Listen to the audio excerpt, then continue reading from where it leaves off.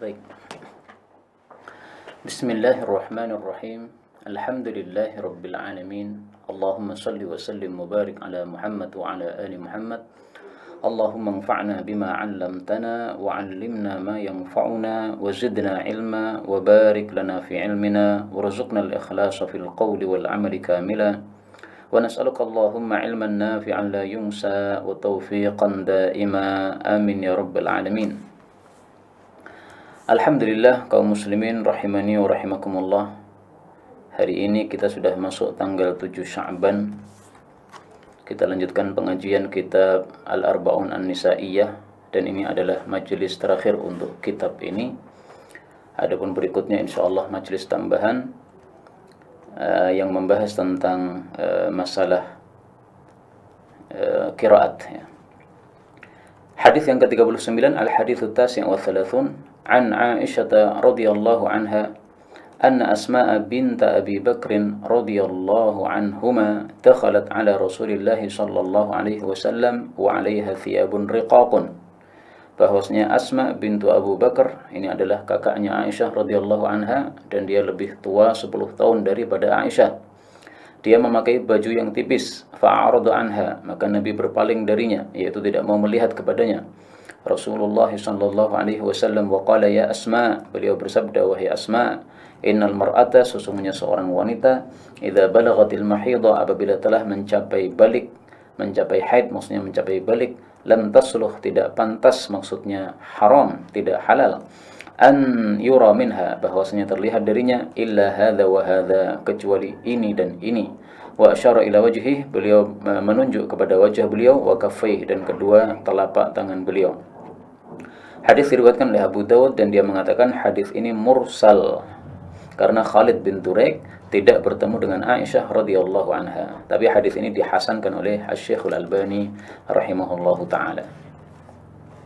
Jadi kesimpulannya, hadis ini meskipun memang sanadnya adalah mursal ya, tetapi derajat akhirnya adalah hasan, bisa dijadikan hujjah karena dia dikuatkan oleh jalur yang lain. Demikian juga hadis-hadis yang semakna dengan ini. Kemudian dari hadis ini kita ambil pelajaran bahwa seorang wanita itu semua tubuhnya adalah aurat illa hadza wa hadza, kecuali dua yang sudah ditunjuk Nabi sallallahu alaihi wasallam. Yang pertama adalah wajah, dan yang kedua adalah kedua telapak tangan ya. Namanya wajah itu batasnya dari tempat tumbuhnya rambut sampai dengan dagu ya. Maka di bawahnya dagu ini bukan termasuk wajah, sehingga ini bukan termasuk yang diperbolehkan untuk diperlihatkan.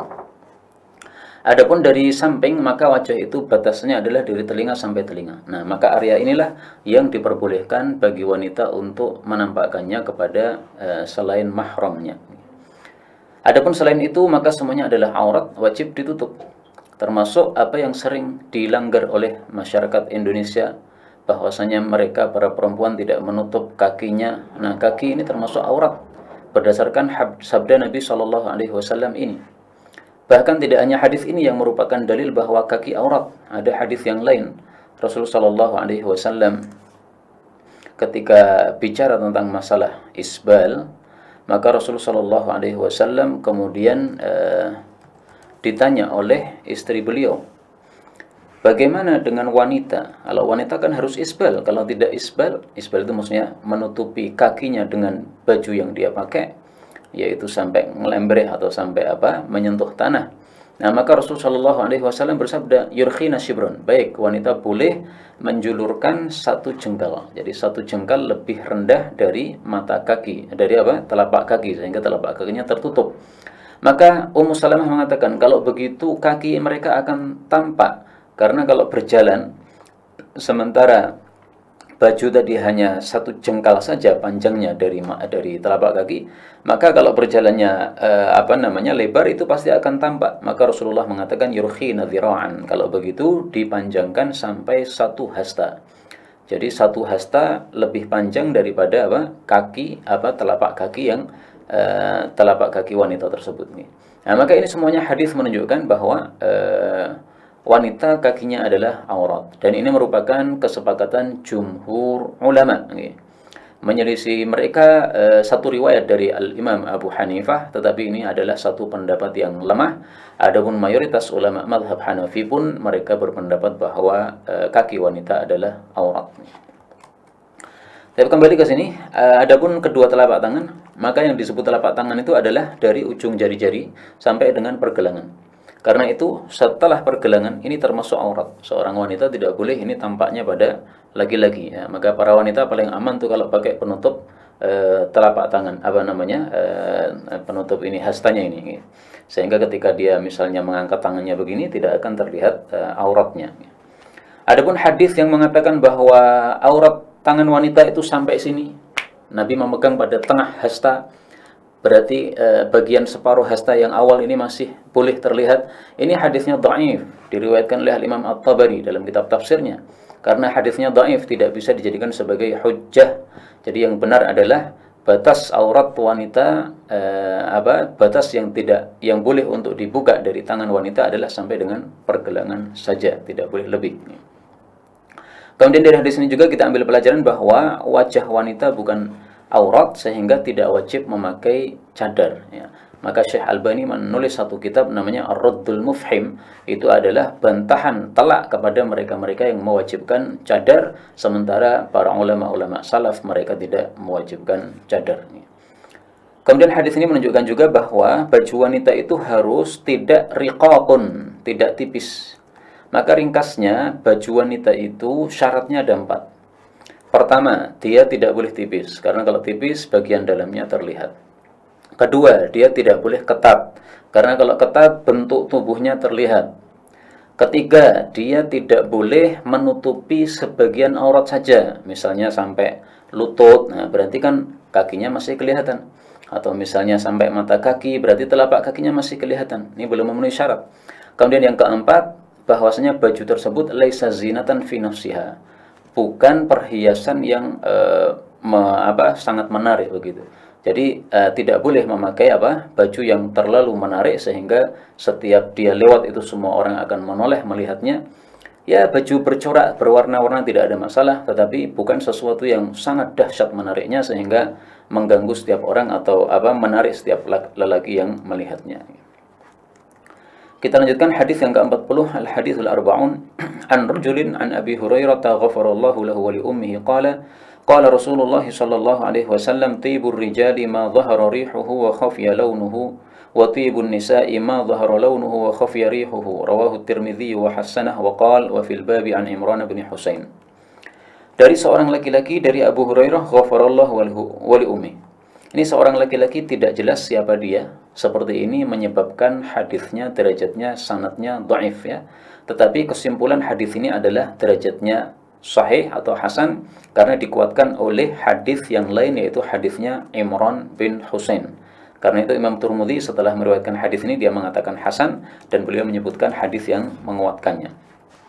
Nah, Rasul Shallallahu Alaihi Wasallam bersabda dalam hadis ini, parfum bagi laki-laki adalah yang tampak baunya, maksudnya baunya menyengat, yaitu baunya wangi. Adapun warnanya itu tersamar, tidak ada warnanya atau sedikit warnanya. Adapun parfum bagi wanita adalah apa yang tampak warnanya, namun samar baunya. Jadi baunya tidak sampai semerbak kemana-mana. Sehingga hadis ini menunjukkan bahwa seorang wanita boleh pakai parfum, tapi parfum yang baunya tidak tercium bagi orang yang di sekitarnya. Ya, jadi mungkin seperti tawas ya. Tawas itu menghilangkan bau badan, tetapi dia tidak menimbulkan bau wangi yang semerbak. Tidak ada masalah kalau begitu nih. Atau kalau di orang-orang Arab misalnya za'faron. Nah, za'faron ini kalau dipakai dioleskan pada tubuh, kemudian seseorang memakai baju, maka bau za'faron ini tidak akan keluar dari bajunya ya. Hanya warnanya sangat kuning sehingga warnanya menarik kalau dioleskan pada pipi wanita atau pada tubuh wanita sehingga suaminya bisa tertarik terhadapnya, tapi baunya tidak tercium ya. Maka kalau seorang wanita pakai molto ini harus berhati-hati ya. Molto yang terlalu banyak sehingga ketika baju ini dipakai itu bau wanginya semerbak, ini sudah termasuk melanggar ajaran Rasulullah sallallahu alaihi wasallam. Tidak boleh seperti itu ya.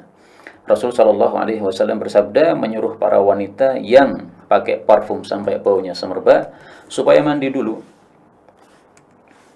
Ini saya tampilkan hadis yang dari kitab Al-Jami'us Shaghir.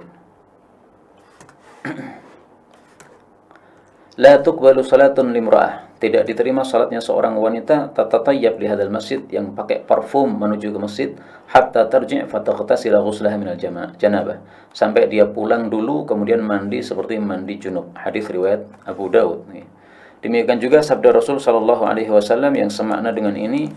Beliau mengatakan, idza sta'taratil mar'ah, kalau wanita itu pakai parfum, famarrat 'alal qaumi liyajidu rihaha, lalu melewati kaum laki-laki supaya mereka dapati bau wanginya, fahiya zaniyah, maka dia itu seperti pezina. Ya, hadis riwayat Imam 3 dan derajatnya sahih. Maka ringkasnya, wanita haram pakai parfum apabila parfumnya semerbak, kecuali dia di dalam rumahnya untuk suaminya. Ya, kalau untuk tamunya laki-laki pun juga tidak diperbolehkan. Nah, sekarang contoh parfum laki-laki apa? Contohnya adalah minyak wangi misik. Sebagaimana sabda Rasul sallallahu alaihi wasallam bahwasanya al-misku atyabut tibi. Bahwasanya minyak wangi misik itu adalah atyabut tibi, minyak yang paling wangi. Ini hadis riwayat Imam Muslim ya. Dan misik yang asli itu bukan misik-misik yang dijual di pasaran Indonesia itu ya. Karena misik yang asli sebagaimana dikatakan oleh guru kami Al-Ustaz Maftuhin Saleh An-Nadwi rahimahullah, al-misku ba'du damil ghazal. Bahwasanya misik yang asli itu adalah sebagian dari darah kijang. Jadi di satu tubuh kijang itu ada satu area, kalau dibuka maka di situ nanti akan ada darah, tapi darahnya sudah berubah jadi misik. Jadi bukan berbentuk darah begitu. Bisa dilihat kalau di YouTube mungkin ingin mengetahuinya. Adapun parfum wanita contohnya tadi za'faran ya, warnanya kuat kuning tetapi baunya tidak menyengat keluar pakaian. Hadis berikutnya al-haditsul hadi wal arba'un an Amr radhiyallahu anhu qala naha Rasulullah sallallahu alaihi wasallam an tukallama an-nisa'u illa bi idzni azwajihin, rawahu Tabarani. Rasul sallallahu alaihi wasallam melarang bahwasanya para wanita diajak bicara, yaitu oleh laki-laki maksudnya, kecuali dengan izin suami-suami mereka. Jadi seorang lelaki tidak boleh bicara dengan seorang wanita kecuali wanita itu sudah mendapatkan izin dari suaminya untuk bicara dengan lelaki tadi. Karena itu para wanita yang ingin bicara kepada seseorang yang lelaki yang ajnabi untuk suatu keperluan, misalnya untuk bertanya masalah fikih dan sebagainya, ini mestinya minta izin dulu kepada suaminya ya. Kalau diizinkan baru kemudian bicara. Dan yang namanya izin itu ada dua macam, ada idznun sharih, ada izin yang jelas, yaitu maksudnya seorang istri berkata kepada suaminya, saya minta izin, kemudian suaminya mengatakan, ya saya izinkan. Atau yang kedua adalah idznun ma'ruf ya, suatu izin yang sudah diketahui. Artinya istri ini tahu atau lelaki ini tahu bahwasanya kalau dia bicara dengan istrinya si fulan, maka suaminya tidak ada masalah ya. Misalnya saya kepada istri saya tidak pernah mempermasalahkan bahwa kalau dia bicara dengan tetangga lelaki yang misalnya lewat kemudian ditanya sesuatu ya, kemudian menjawab ala kadar. Nah, karena dia sudah tahu bahwa saya tidak masalah, tidak mempermasalahkan, maka ini berarti sudah satu izin dari saya kepada istri saya. Itu adalah idznun ma'ruf, satu izin yang sudah diketahui. Atau istilah fikihnya adalah yu'rafu ridhah, yang sudah diketahui ridhonya, maka ini tidak ada masalah. Maka hadis ini sangat penting untuk masa-masa sekarang ya. Karena sebagian orang bertanya kepada saya itu bagaimana hukumnya kalau istri saya itu bicara dengan lawan jenis laki-laki yang bukan mahramnya lewat HP misalnya ya, misalnya video call dan sebagainya ya. Nah, maka saya katakan kalau panjenengan tidak mengizinkan ya tidak boleh. Nah, ternyata dia sebenarnya bertanya itu karena mungkin merasa cemburu ya, kenapa ini istrinya sama orang lain. Nah, begini ini tidak diperbolehkan dalam Islam. Seorang istri tidak boleh bicara kepada laki-laki yang bukan mahramnya kecuali dengan izin suaminya, atau lelaki tidak boleh bicara kepada istri seseorang yang bukan mahramnya kecuali dengan izin suaminya. Kitab berikutnya Kitabul Jinayat, kitab tentang perbuatan kriminal. Yang dimaksud jinayat itu adalah perbuatan-perbuatan kriminal yang ada hukumannya di dalam Islam. Baik itu membayar diat, atau itu ada hukuman qisasnya, atau itu ada hukuman hadnya, atau ada ya hukuman-hukuman di dalam Islam ini. Hadis yang ke-42, an Amr bin Shu'aib an abihi an jaddihi qala qala Rasulullah sallallahu alaihi wasallam aqlul mar'ati mithlu aqlir rajul hatta yablugha thulutha min diyatiha. Diatnya seorang wanita itu seperti diatnya seorang laki-laki. Jadi sama ya, setingkat, tidak ada bedanya. Hatta sehingga yablugha thulutha, mencapai sepertiga min diyatiha, dari diatnya. Maksudnya kalau diat wanita ini sudah sampai sepertiga, maka kondisinya berubah ya. Dia menjadi setengahnya diat laki-laki. Nanti akan kita jelaskan lebih lanjut, kita baca dulu. Rawahun Nasa'i wa fihi Ibnu Jurayj wa huwa mudallisun wa lam yusarrih bit tahdits. Wa anhu Ismail ibnu Ayyash wa hiya riwayatun dha'ifatun. Ya, jadi ringkasnya hadis ini derajatnya dhaif sehingga tidak bisa dijadikan sebagai hujjah. Karena itu pantasnya hadis ini kita tambahi ruya untuk menunjukkan bahwa hadis ini dhaif. Biasanya para ulama meriwayatkannya dengan kata-kata ruya, diriwayatkan, untuk isyarat bahwa ini hadisnya dhaif. Jadi gini, ini masalah yang diperselisihkan oleh para ulama. Apakah diat seorang wanita itu sama persis dengan diat laki-laki atau separuhnya diat laki-laki? Ini yang jadi masalah. Nah, pendapat yang terpilih adalah bahwa diat perempuan dalam Islam sama dengan diat laki-laki, bukan separuhnya. Adapun hadis yang mengatakan bahwasanya diat perempuan adalah separuh laki-laki, apabila diat itu sudah mencapai sepertiga, maka itu hadis ini derajatnya dhaif, tidak bisa dijadikan sebagai hujjah. Nah, diat itu gini. Kalau ada seseorang membunuh orang, kalau membunuhnya tidak sengaja, itu kan tidak ada kisos ya. Kisos itu hanya pada pembunuhan yang sengaja. Ini pembunuhannya tidak sengaja, misalnya nabrak orang mati. Nah, maka pembunuhan tidak sengaja ini ada diatnya. Satu nyawa diatnya adalah 100 ekor unta. Satu nyawa apa? Diatnya 100 ekor unta. Satu jari diatnya adalah 10 ekor unta.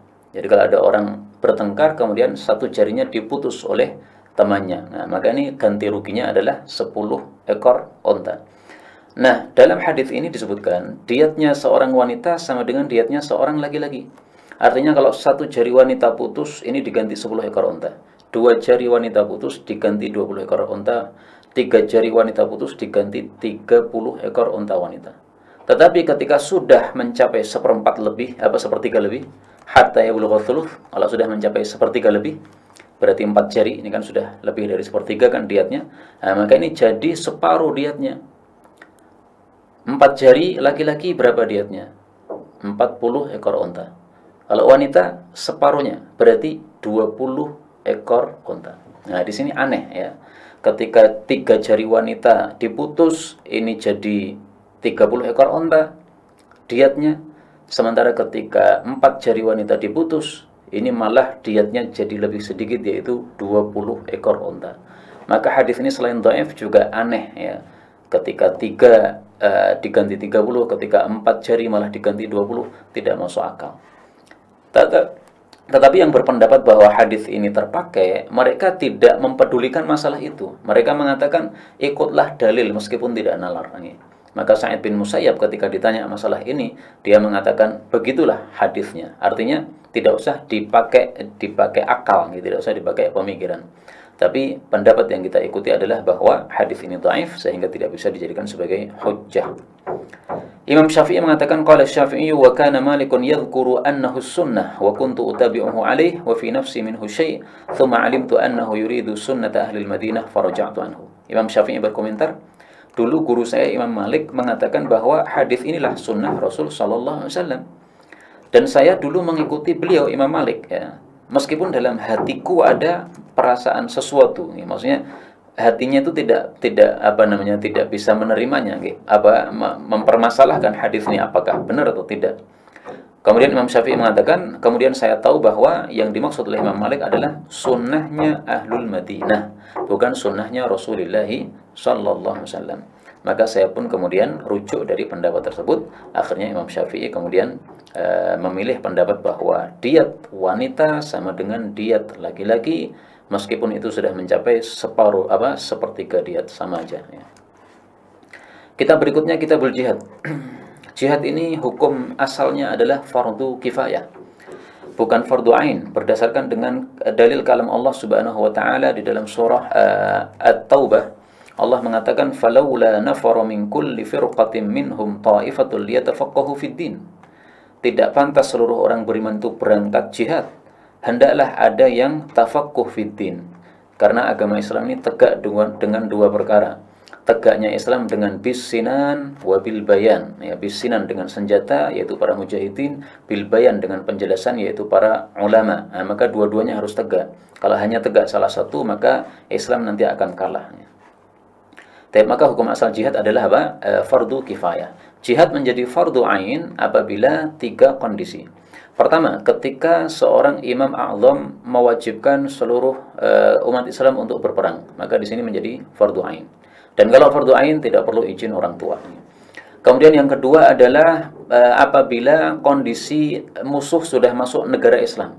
Misalnya Belanda masuk Indonesia. Nah, ini fardu ain bagi masyarakat Indonesia untuk melakukan jihad, tidak perlu izin orang tua lagi. Kalau masyarakat Indonesia ini sudah mencukupi untuk melawan Belanda, maka umat Islam yang sebelah-sebelah Indonesia dari Malaysia dan sebagainya, ini sudah tidak wajib lagi untuk membantu jihad. Tapi kalau ternyata umat Islam di Indonesia nggak cukup, maka kewajiban menyebar pada negara-negara sebelahnya. Sebelahnya belum cukup lagi, sebelah-sebelahnya lagi sampai seluruh dunia. Menjadi fardu ainnya begitu.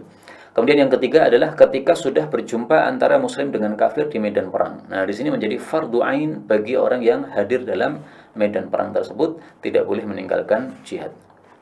Selain dari tiga kondisi ini, hukum asal jihad adalah fardu kifayah.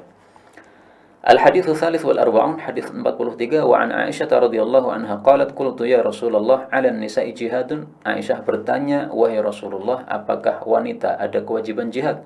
Qala na'am 'alaihinna jihadun la qitala fih.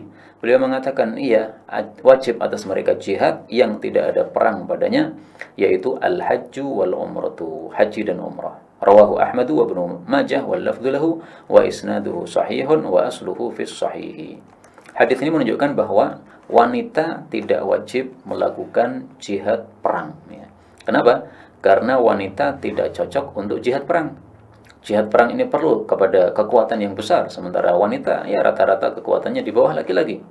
Kemudian yang namanya perang, kalau zaman dulu pakai pedang ya langsung bertemu begini.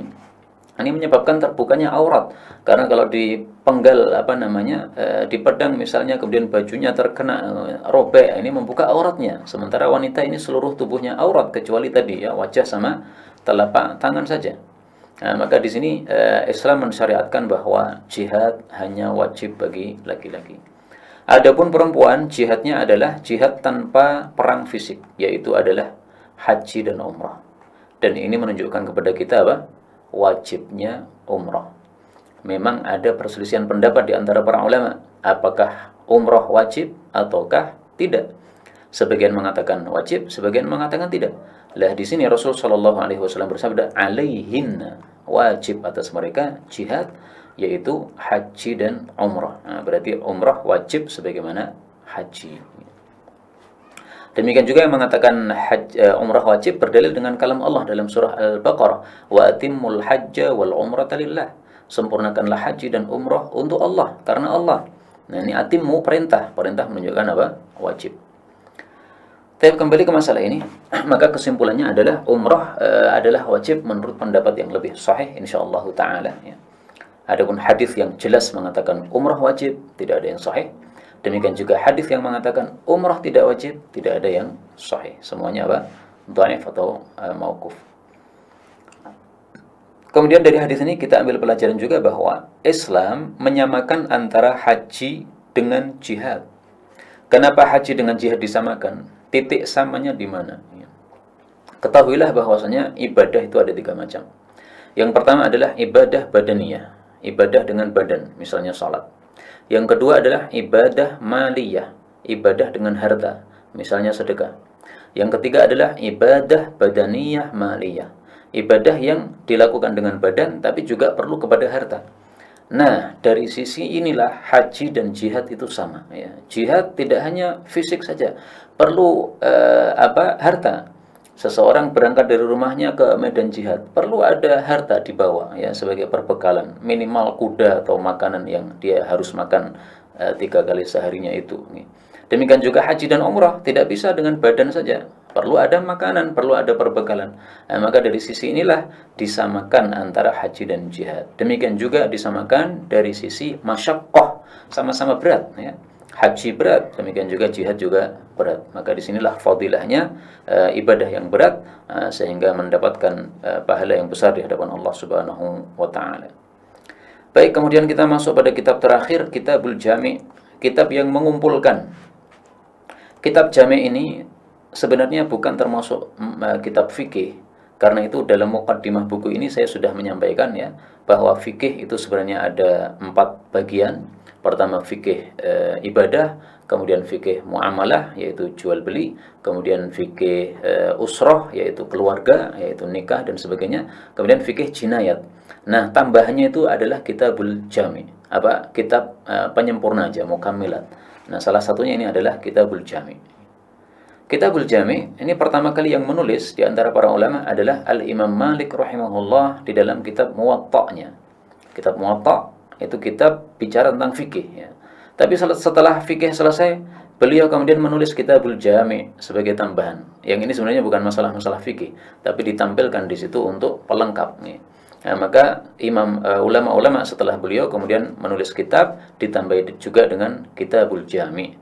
Maka saya berkeyakinan wallahu alam bahwa Kitabul Jami' ini siapapun menulisnya maka pahala mengalir kepada yang pertama kali melakukan, yaitu Al-Imam Malik rahimahullah, karena beliau sudah mencontohkan kebaikan dalam hal ini ya. Sebagaimana sabda Rasul sallallahu alaihi wasallam, "Man sanna fil islami sunnatan hasanatan."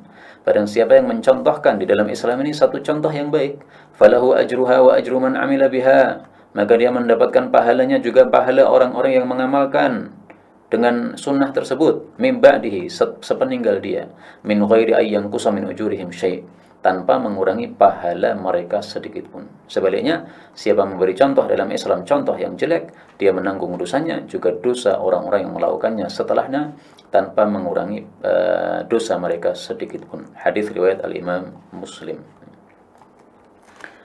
Kita lanjutkan hadis yang ke-44, al-hadits ar-rabi' wal arba'un an Abi Sa'id al-Khudri rafa'ahu. Dia memarfu'kan hadis ini. Maksudnya hadis ini adalah sabda Nabi sallallahu alaihi wasallam. Qala. Nah, berarti qala di sini yaitu sabda Rasul sallallahu alaihi wasallam maksudnya ya. Idza asbaha ibnu Adam, apabila manusia masuk waktu pagi, fa innal a'dha'a kullaha, maka sesungguhnya seluruh anggota tubuhnya tukaffirul lisana, tunduk kepada lidahnya. Fataqul, anggota tubuh itu mengatakan kepada si lidah, ittaqillaha fina, takwalah kepada Allah wahai lidah terhadap kami. Fa innama nahnu bika, karena kami ini hanya dengan sebab kamu. Maksudnya apa? Maksudnya fa in istaqamta istaqamna, kalau kamu lurus kami juga lurus. Wa ini wajajta wajajna, kalau kami bengkok otomatis kalau kamu bengkok otomatis kami juga bengkok. Hadis riwayat Tirmidzi dan dihasankan oleh Al-Albani. Hadis ini menunjukkan apa? Pentingnya menjaga lidah. Lah, kenapa hadis ini dimasukkan dalam buku Al-Arba'un An-Nisaiyah yang bicara tentang para wanita? Bahkan di cover yang saya buat pertama itu ada tulisannya di sini lin nisa'i faqat, ya, khusus para wanita.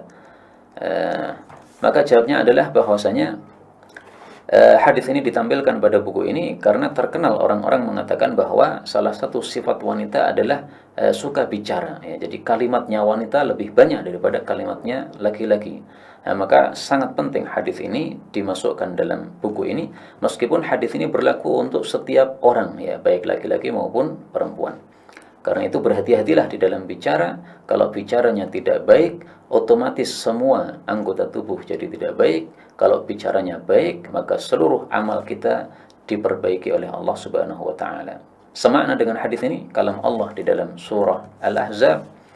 Allah mengatakan, ya ayyuhalladzina amanu taqullaha wa qulu qawlan sadidan yuslih lakum a'malakum wa yaghfir lakum dhunubakum. Wahai orang-orang beriman, takwalah kepada Allah, berkatalah perkataan yang lurus. Jangan salah baca ya, sadida pakai sin kecil, bukan syadida ya. Karena saya pernah dengar seorang khatib itu mengatakan wa qulu qawlan syadida. Nah, ini terjemahnya berubah. Berkatalah perkataan yang keras, enggak begitu ya. Qawlan sadida, perkataan yang lurus. Yuslih lakum a'malakum, Allah akan perbaiki amal kalian, wa yaghfir lakum dzunubakum. Ini boleh dibaca yaghfir, boleh yaghfir lakum, idgham, ra-nya menjadi lam, dan Allah akan mengampuni bagi kalian dosa-dosa kalian. Nah, ini dalil bahwasanya kalau lidahnya lurus, perkataannya lurus, yaitu tidak membuat murka Allah Subhanahu wa taala, maka amalnya akan diperbaiki juga oleh Allah Subhanahu wa taala. Karena itu ringkasnya menurut para ulama, anggota tubuh manusia ini ada dua macam. Ada yang anggota zahir, ada yang anggota batin. Anggota zahir paling penting adalah mulutnya. Kalau mulutnya bagus, maka seluruhnya akan jadi bagus. Anggota yang batin paling penting adalah hati. Kalau hati ini bagus, maka seluruh anggota tubuhnya juga akan, seluruh amalnya juga akan bagus, sebagaimana sabda Rasulullah sallallahu alaihi wasallam yang sudah kita pelajari pada hadis Al-Arba'in An-Nawawiyah. Wa inna fil jasadi mudghah. Di dalam tubuh ada sekerat daging. Idza saluhat saluhas al-jasadu kullu. Kalau daging tersebut bagus, maka jasad itu semuanya akan baik. Wa idza fasadat fasadal jasadu kullu. Kalau rusak, maka jasad itu juga akan rusak semuanya. Ala wahyal qalbu, ketahuilah dia adalah hati. Hadis muttafaqun alaih. Karena itu doa yang paling sering dibaca oleh Rasulullah sallallahu alaihi wasallam adalah ya muqallibal qulub. Karena aktsaru du'aihi, doa paling banyak dibaca Nabi adalah ya muqallibal qulub tsabbit qalbi ala dinik. Wahai zat yang membolak-balikkan hati, teguhkanlah hatiku di atas agamamu. Hadis riwayat Tirmidzi sahih. Asy-Syaikh Ibnul Baz, beliau itu dikenal bahwa doa paling banyak beliau baca itu adalah Allahumma aslih qalbi, Allahumma aslih qalbi, Allahumma aslih qalbi. Ya Allah, perbaguslah hatiku, perbaikilah hatiku. Karena beliau paham ya, kalau hatinya sudah baik, otomatis semuanya akan menjadi baik dengan dasar sabda Nabi Shallallahu alaihi wasallam tadi. Maka ringkasnya, lidah sama hati mari kita jaga. Jangan melakukan apa yang tidak diridhai oleh Allah, sehingga akan menyebabkan rusak pula seluruh amal dan anggota tubuh kita. Hadis berikutnya 45, al-hadithul khamis wal arba'un wa 'an Ibnu Mas'ud radhiyallahu anhu qala qala Rasulullah sallallahu alaihi wasallam Allahumma kama ahsanta khalqi fahassin khuluqi. Rawahu Ahmad wa shahhahahu Ibnu Hibban. Rasulullah berdoa, ya Allah, sebagaimana engkau itu memperbagus rupaku, maka perbaguslah juga akhlakku. Kenapa hadis ini ditampilkan dalam kitab ini? Karena orang-orang mengatakan ya wanita itu suka berdandan. Nah, maka sangat cocok kalau hadis ini ditampilkan, karena hadis ini dikenal di TPA-TPA bahwa ini adalah doa bercermin. Tapi yang antum harus ketahui bahwa dalam hadis ini tidak ada kata-kata Nabi ketika bercermin berdoa, ini enggak. Ini riwayat Imam Ahmad sahih ya, tanpa ada penjelasan bahwa ini adalah dibaca ketika bercermin. Adapun hadis yang mengatakan bahwa ini dibaca oleh Nabi ketika bercermin, itu hadis yang dhaif, diriwayatkan oleh Ibnu Sunni.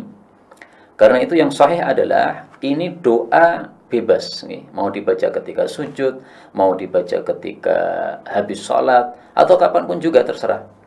Tapi bukan berarti tidak boleh baca doa ini ketika bercermin. Kata guru kami Asy-Syaikh Subki dari Mesir hafizahullah, bahwa ini doa sangat pantas dibaca ketika bercermin. Kenapa? Ketika bercermin Anda melihat rupa Anda, nah, maka pas ya, ya Allah, sebagaimana engkau perbagus rupaku, maka perbaguslah juga akhlakku. Karena itu ringkasnya ya, bahwa hadis ini sahih tanpa ada tambahan bercermin. Tetapi bukan berarti tidak boleh dibaca ketika bercermin. Yang tidak boleh adalah mengkhususkan doa ini untuk bercermin, yaitu mengatakan sunnah Nabi adalah ketika bercermin baca doa ini. Itu nggak benar. Bukan ketika bercermin, tapi bebas, tetapi ketika bercermin adalah bagus untuk membacanya juga. Kemudian dari hadis ini kita ambil pelajaran bahwa akhlak yang bagus ini perlu kita minta kepada Allah Subhanahu wa taala. Karena tidak ada yang bisa membaguskan akhlak kecuali Allah Subhanahu wa taala. Sebagaimana doa Rasul sallallahu alaihi wasallam dalam salat tahajud, bagi orang-orang yang terbiasa membaca doa ini sangat bagus untuk dilazimi. Bagi yang belum membacanya silahkan jadi PR ya. Ini riwayat Imam Muslim, bahwasanya Nabi kalau doa iftitah oleh para ulama ditafsiri ini maksudnya salat tahajud, Maka beliau membaca doa, wajjahtu wajhiya lilladzi fataras samawati wal arda hanifan wa ma ana minal musyrikin, inna salati wa nusuki wa mahyaya wa mamati lillahi rabbil alamin, la syarika lahu wa bidzalika umirtu wa ana awwalul muslimin, Allahumma antal malik la ilaha illa anta rabbi wa ana abduk, zalamtu nafsi wa i'taraftu bidzambi faghfir li dzunubi jami'an la yaghfiru dzunuba illa anta. Kemudian ini yang berkaitan dengan akhlak tadi. Wahdini li ahsanil akhlak, tunjukilah saya kepada akhlak terbagus. La yahdi li ahsaniha illa anta, tidak bisa menunjuki kepada paling bagusnya akhlak kecuali engkau. Wasrif anni sayyi'aha, palingkan dari saya akhlak yang jelek. La yasrifu anni sayyi'aha illa anta, tidak bisa memalikannya kecuali engkau. Dan seterusnya. Ini adalah doa iftitah untuk salat tahajud. Meskipun boleh juga selain salat tahajud, ya salat duha dan sebagainya. Tapi kalau sebagai imam, maka sebaiknya tidak membaca doa ini, ya, karena akan memberatkan makmum karena panjangnya doa iftitah ini. Hadis berikutnya, al-haditsus sadis wal arba'un, hadis 46, wa an Abi Hurairah ghafarallahu lahu wa li ummihi qala Rasulullah sallallahu alaihi wasallam, ya nisa al-muslimati la tahqiranna jaratun li jaratiha walau firsina syatin, muttafaqun alaih. Rasul Shallallahu Alaihi Wasallam bersabda, wahai para wanita muslimat, janganlah meremehkan seorang tetangga kepada tetangganya meskipun hanya kaki kambing. Ya. Firsin itu telapak kaki, ya, bukan kaki tapi apa? Telapak kaki kambing. Hadis muttafaqun alaih. Nah, ini di sini mestinya ada tambahan, ya, yaitu riwayat dari Al-Imam Al-Bukhari dalam Adabul Mufrad bahwasanya Hasan Al-Basri itu mengatakan tetangga itu jumlahnya adalah 40 rumah. Maksudnya 40 rumah di depan kita, 40 rumah di belakang kita, 40 rumah ke kanan, 40 rumah ke kiri. Nah, ini perkataan Hasan Al-Basri, bukan sabda Rasul sallallahu alaihi wasallam. Karena itu menurut guru kami Syekh Shalih Al-Utsaimin bahwa definisi tetangga yang dimaksudkan dalam hadis ini maupun hadis-hadis yang lain tidak harus 40 rumah, ya, tapi sesuai dengan adat nih. Kalau zaman dulu karena memang orangnya masih sangat sedikit sehingga tetangga itu didefinisikan yaitu 40 rumah. Nah, sekarang sudah padat penduduk, maka mungkin yang dimaksud tetangga itu satu RT misalnya. Ya, memang RT luar itu juga tetangga, tapi tetangga lebih jauh lagi. Baik, itu masalah tambahan yang ada pada hadis ini yang mungkin ini belum tertampil di buku saya. Mudah-mudahan di buku antum sudah ada, ya. Nah, di sini Rasulullah Shallallahu Alaihi Wasallam melarang para wanita untuk meremehkan pemberian dari tetangganya. La tahqironna, jangan meremehkan. Ini ada dua makna, ya. Makna pertama, seorang tetangga ketika diberi oleh tetangganya satu telapak kaki kambing, nah ini hendaklah dia menerima, ya. Jangan mengatakan, kenapa kamu beri seperti ini sesuatu yang remeh, jangan berikan kepada saya. Nah, ini menyakiti hati tetangga yang memberikan.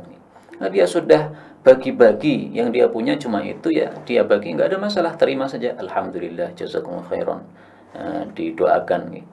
Makna yang kedua, la tahqironna, jangan meremehkan, maksudnya seseorang yang ingin memberikan kepada tetangganya yang dia hanya memiliki sesuatu yang remeh, maka dia jangan meremehkan sesuatu tersebut. Memang dia hanya bisa memberikan, ya udah berikanlah. Jangan remehkan apa yang Anda punya untuk Anda berikan kepada orang lain yang membutuhkan. Dan kata-kata firsinasyat, ya, telapak kaki kambing, ini maksudnya adalah mubalaghah, untuk menunjukkan bahwa sedikit apapun kalau itu yang Anda bisa berikan, nggak ada masalah, berikan saja. Jadi jangan meremehkan apa yang kita punya apabila memang kita hanya memiliki sedikit tersebut. Nggak ada masalah diberikan kepada yang membutuhkan. Itu maksudnya, ya. Maka ada dua makna di sini. Kemudian hadis terakhir, al-haditsus sabi' wal arba'un, an Abi Darda radhiyallahu anhu qala Rasulullah sallallahu alaihi wasallam, al-mar'atu, seorang istri itu, li akhiri azwajiha, menjadi milik suami terakhirnya. Maksudnya nanti di dalam surga. Hadis diriwayatkan oleh Tabarani dan disahihkan oleh Al-Albani. Hadis ini ada ceritanya. Abu Darda ini punya istri Ummu Darda yang pertama, yaitu sahabat Nabi sallallahu alaihi wasallam, dan memiliki istri yang kedua, Ummu Darda, dari kalangan tabi'in. Nah, ketika Abu Darda ini sudah tua, dia mengatakan kepada istri yang kedua, Ummu Darda yang kedua, yang dari tabi'in ini, wahai Ummu Darda, ya, Rasul sallallahu alaihi wasallam bersabda gini, al-mar'atu li akhiri azwajiha. maka ya terserah kamu mau menikah setelah saya mati atau tidak menikah, terserah. Tapi sabda Nabi seperti ini. Nah, maka Ummu Darda dia berjanji kepada Abu Darda, saya tidak akan menikah lagi setelah Anda wafatnya. Kenapa? Saya tidak mau kecuali bersama engkau saja. Nah, maka akhirnya setelah Abu Darda wafat, Ummu Darda ini karena masih muda. Karena Ummu Darda ini sebenarnya anak yatim yang dipelihara, bukan dipelihara ya, dirawat oleh Abu Darda. Nah, ketika Ummu Darda sudah dewasa, kemudian dinikahi oleh Abu Darda yang merawatnya. Dan seperti ini nggak ada masalah ya, merawat anak yatim kemudian dinikahi sendiri nggak ada masalah. Nah, setelah dinikahi oleh Abu Darda, kemudian menjadi ulama besar Ummu Darda ini, maka beliau menarik ya, selain cantik masih muda juga pintar. Maka ketika Abu Darda wafat, dilamar oleh Muawiyah radhiyallahu anhu. Nah, maka ketika Muawiyah melamarnya, Ummu Darda mengatakan, mohon maaf, saya sudah berjanji kepada Abu Darda dengan sebab sabda Nabi SAW ini, saya tidak menikah lagi. Maka Muawiyah mengatakan, alaiki bis-shaum, kalau begitu hendaklah kamu perbanyak puasa, karena bisa menahan syahwat seseorang. Tapi hadis ini bertentangan dengan hadis yang lain. Qultu, saya katakan, wa amma hadis, adapun hadis, innaha tukhayyar, bahwasanya wanita itu akan disuruh memilih oleh Allah. Fatakhtaru, lalu dia akan memilih ahsanahum khuluqa, suami yang paling bagus akhlaknya. Farawahu Tabarani, maka itu hadis riwayat Imam Tabarani, tapi dalam sanadnya ada rawi bernama Sulaiman bin Abi Karimah, dan dia didhaifkan oleh Abu Hatim dan Ibnu Adi. Ini dikatakan oleh Al-Imam Al-Haythami rahimahullahu taala. Wallahu taala alam wa ilmuhu atam walhamdulillahi 'alan ni'am. Jadi ringkasnya, hadis yang mengatakan bahwa wanita itu disuruh pilih dan dia akan pilih yang paling bagus akhlaknya, ini hadis dhaif sehingga tidak bisa dijadikan sebagai hujjah. Yang dijadikan hujjah adalah hadis yang pertama. Tapi saya harus jujur juga bahwa sebagian ulama mengatakan hadis pertama itu juga bermasalah sanadnya. Nah, anggaplah misalnya dua-dua hadis ini sama-sama sahih, anggaplah.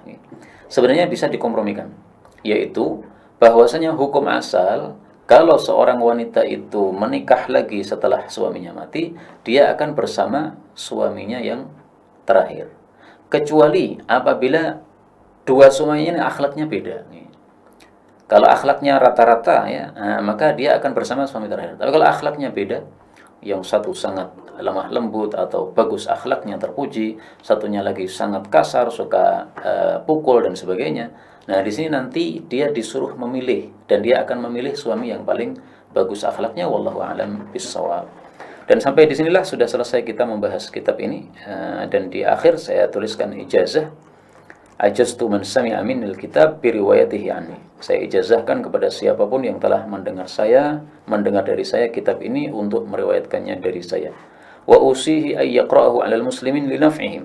Saya wasiatkan supaya dia bacakan kepada umat Islam untuk memberikan manfaat kepada mereka. Tentu saja bagi yang sudah mampu membacakannya. Wa ayyastaghfirali wa liwalidayya wa limasyayikhi. Juga untuk memintakan ampun untuk saya dan kedua orang tua saya, Ustaz Abu Abdillah dan Ibu Khuzaimah. Dan juga untuk guru-guru saya wal muslimin dan seluruh umat Islam. Allahumma ghfir lahum warhamhum. Ya Allah, ampuni mereka dan rahmati mereka. Amin ya rabbal alamin. Nah, di sini kita tampilkan fadilah memintakan ampun untuk seluruh kaum muslimin. Rasul sallallahu alaihi wasallam bersabda, "Man istaghfara lil mu'minina wal mu'minat." Barang siapa yang memintakan ampun untuk seluruh mukmin dan mukminah, kataballahu lahu bikulli mu'minin wa mu'minatin hasanah. Allah catat baginya pahala sejumlah mukmin dan mukminah yang ada. Hadis riwayat Tabarani sahih. Kemudian wasiat berikutnya, wa ayyukthira minat tahmid. Hendaklah memperbanyak tahmid, wassalati ala Nabi sallallahu alaihi wasallam, juga salawat kepada Nabi sallallahu alaihi wasallam. Karena Rasul sallallahu alaihi wasallam bersabda bahwasanya inna afdhala ibadillah yaumil qiyamah, sesungguhnya hamba Allah yang paling utama pada hari kiamat adalah al-hammadun, orang-orang yang selalu mengucapkan alhamdulillah. Maka apapun kita terima dengan baik dari Allah Subhanahu wa taala, baik itu musibah kita ucapkan alhamdulillah, apalagi nikmat juga kita ucapkan dengan alhamdulillah. Adapun salawat kepada Nabi sallallahu alaihi wasallam, karena Rasul sallallahu alaihi wasallam bersabda, "Aktsaruhum alayya salatan." Orang yang paling banyak salawatnya kepada Nabi sallallahu alaihi wasallam, maka nanti akan paling dekat posisinya dengan Nabi sallallahu alaihi wasallam di hari kiamat nanti. Faman kana aktsaruhum alayya salatan kana aqrabuhum minni manzilah. Siapa yang paling dekat, paling banyak salawatnya, dia paling dekat derajatnya dengan Rasul sallallahu alaihi wasallam. Hadis riwayat Tirmidzi, dan ini dihasankan oleh Imam Tirmidzi meskipun Albani mendhaifkannya. Wa yakhtimal Qur'an fi kulli syahrin marrah 'alal aqal. Saya wasiatkan juga menghatamkan Quran setiap bulan 1 kali minimalnya. Terutama bagi yang lancar-lancar, sangat mudah sekali untuk membaca Quran 1 bulan khatam. Karena baca Quran bagi yang lancar 1 juz itu cuma perlu 30 menit. Sangat mudah bagi kita menghatamkan membaca Quran dalam 30 menit. Kita sudah berapa menit baca WA, baca Facebook dan sebagainya, ya, lebih dari kita baca Quran. Karena itu minimal ya 1 bulan khatam. Wa bi rak'ataini indal khuruj minal manzil wa dukhulihi. Juga 2 rakaat sebelum keluar rumah dan juga ketika masuk rumah. Wabillahi taufik nih. Nah, wasiat terakhir ini berkaitan dengan Covid ya. Karena Rasulullah sallallahu alaihi wasallam bersabda, "Tamna'anika idza kharajta min manzilik." Kalau kamu keluar rumah, fasholli rak'atain. Silahkan salat dulu 2 rakaat sebelum keluar rumah. Tamna'anika makhrajas su', akan menjagamu dari keburukan. Wa idza dakhalta ila manzilik, demikian juga kalau masuk rumah, fasholli rak'ataini, salatlah lagi 2 rakaat. Tamna'anika madkhalas su', akan menjagamu dari keburukan. Jadi selama di luar rumah dijaga, selama dalam rumah juga dijaga. Ini sangat penting ketika masa Covid begini, supaya kita keluar rumah, aktivitas selalu dijaga oleh Allah Subhanahu wa taala. Hadis riwayat Baihaqi dalam Syu'abul Iman dan derajatnya adalah hasan.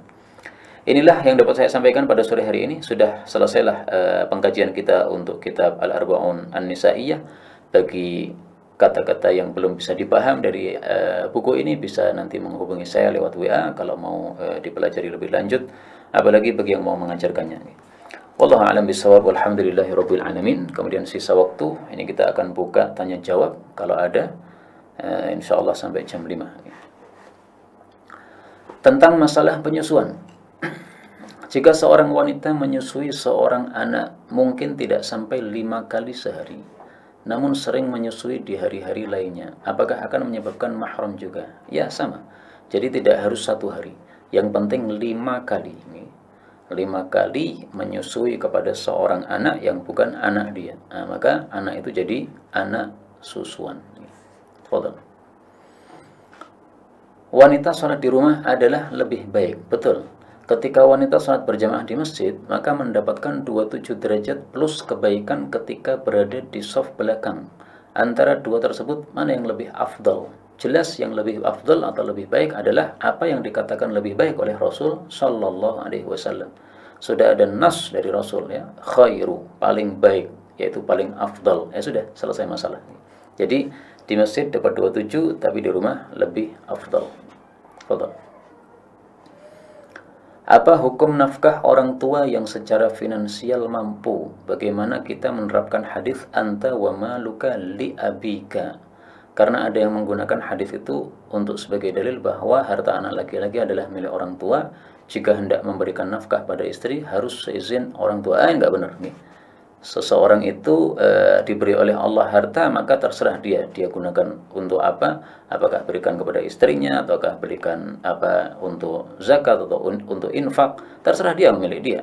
Jadi tidak ada kewajiban harus minta izin kepada orang tua. Itu pemahaman yang salah terhadap hadis anta wa maluka li abika, ya, karena dia tidak paham apa sababul wurudnya. Jadi sababul wurudnya bukan untuk menunjukkan hal tersebut nih. Dan anta wa maluka li abika itu hadis yang sahih. Tetapi para ulama ketika menjelaskannya, mereka mengkaitkannya dengan hadis yang lain. Anta wa maluka li abika, kamu dan hartamu milik bapakmu. Ini dikaitkan oleh para ulama dengan hadis la darara wa la dirar. Tidak boleh memadarati, tidak boleh saling memadarati. Jadi jangan mentang-mentang jadi bapak ketika tahu anaknya punya duit langsung diambil semuanya. Enggak bisa begini nih. Maka pengamalan hadis ini bukan berarti boleh mendolimi kepada anak, tidak sama sekali ya. Tapi hendaklah orang tua itu dinafkahi oleh anaknya apabila orang tua membutuhkan. Maka kalau orang tuanya sudah cukup, kaya misalnya, anaknya kaya juga, maka anak kaya ini tidak wajib memberi nafkah kepada orang tuanya karena mereka tidak membutuhkan kepada nafkah tersebut.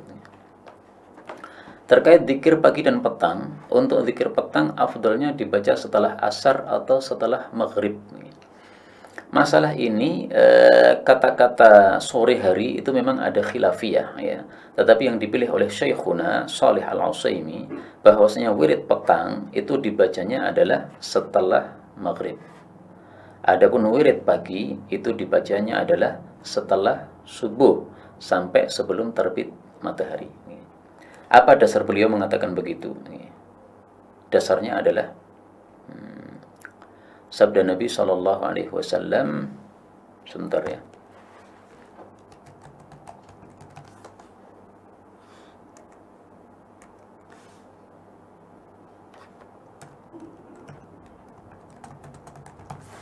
Nah ini lafalnya adalah masa'a kulli lailah. Rasulullah Shallallahu Alaihi Wasallam bersabda,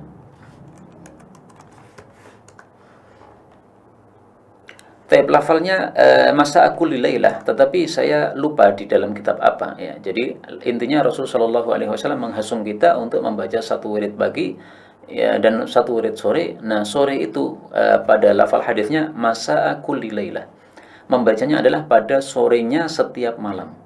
Kata-kata sorenya setiap malam menunjukkan bahwa membacanya itu di malam hari ya. Dan malam hari itu mulainya adalah maghrib sampai dengan subuh. Maka membacanya adalah antara maghrib sampai isya. Jika safar lebih dari 3 atau 4 hari, apakah masih boleh melakukan jamak qashar setelahnya? Nah, ini masalah khilafiyah ya. Jadi gini, antum tanyakan ini maksudnya apa ini? Apakah perjalanan ataukah singgah? Kalau yang dimaksud adalah perjalanan, maka meskipun itu perjalanan sampai 1 bulan sampai berapapun, itu masih berlaku hukum qashar sama jamak, nggak ada masalah. Tapi kalau yang dimaksud adalah kita safar misalnya ke Jakarta, ya dari Solo ke Jakarta, sampai Jakarta kemudian tinggal di Jakarta. Nah, ketika tinggal itulah itu yang jadi khilafiyah di antara para ulama. Kalau mau pakai mazhab jumhur, maka mazhab jumhur itu menghitungnya adalah 3 hari saja. Kalau sudah niatan 3 hari untuk tinggal, maka dia tidak melakukan qashar setelah itu. Ya. Kalau ada niatan apa? Tinggal selama 3 hari. Dan 3 hari ini tidak dihitung hari masuk sama hari keluar.